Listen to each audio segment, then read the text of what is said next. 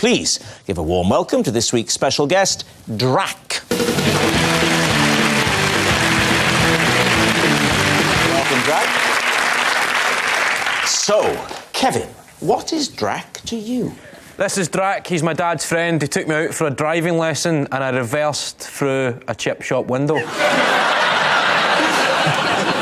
Brian, please explain how you know Drac. Well, this is Drac, the roadie that left me gaffer-taped to a lighting rig for over an hour. Right. And finally, Lee, what's your connection? This is Drac, and I presented him with first prize at the National Pie Awards 2009. So, David's team, begin your investigation. Lee, where were the National Pie Awards held? Birmingham. What was the venue? The venue was the Hilton Hotel. Right. Hilton What kind Hotel of pie was it? Well, he made a selection. He didn't just make one pie. It was for his various pies. You don't just have one pie. It's so not like... Was he various pie maker of the year? No, he won the big prize at the end, the National Pie Maker of the Year. So he won the overall award. Were there like separate... No, he didn't have the best overall.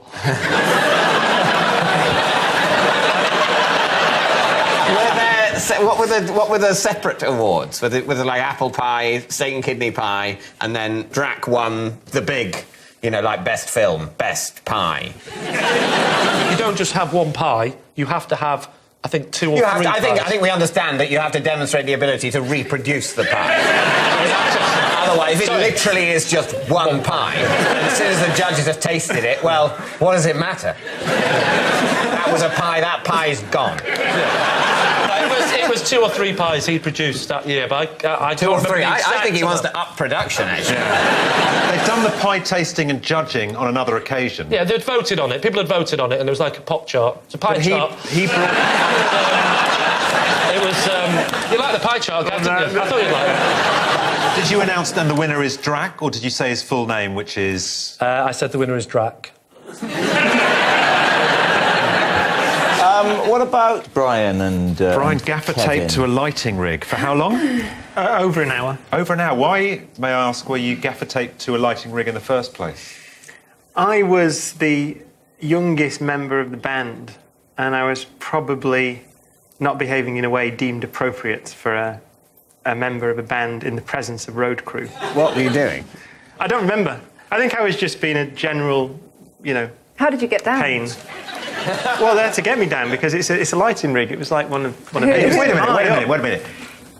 Drac, on his own, grabbed you because you were doing something you shouldn't be doing, like maths homework. He carries you up a ladder to a lighting rig 20 metres above the stage, and then he gaffered you round. He was the tour manager, actually. So he ordered the rest of the crew to put me on the ground, gaffer me up into a ball, put a harness on, and then attach me to lighting rig at the Hammersmith Odeon and left me there for over an hour.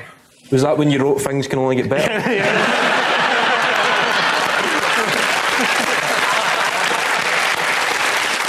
And you can't remember what you did that had offended them? No, I think it was just a build-up, of absolute annoyance over many weeks. I can believe it. Yeah.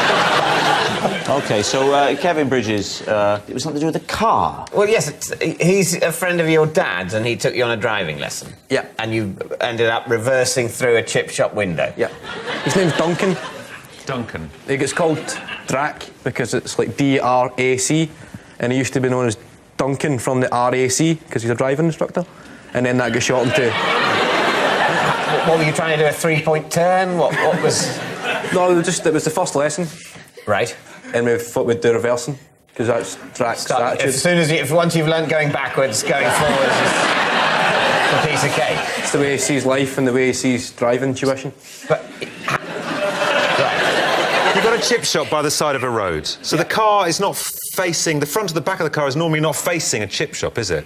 No, it was in the car park of the chip shop. A chip shop with a car park? Have you not been to Scotland before, David? So this is like a kind of IKEA scale It's a massive chip shop. I worked in this chip shop. So you're in the car park by the chip shop window. Yeah. And you get in the car for the first driving lesson, and he says, First things first, reverse it. So why didn't he press the brake when he saw you hurtling backwards towards the chip shop? He was busy trying to design his new pork pie.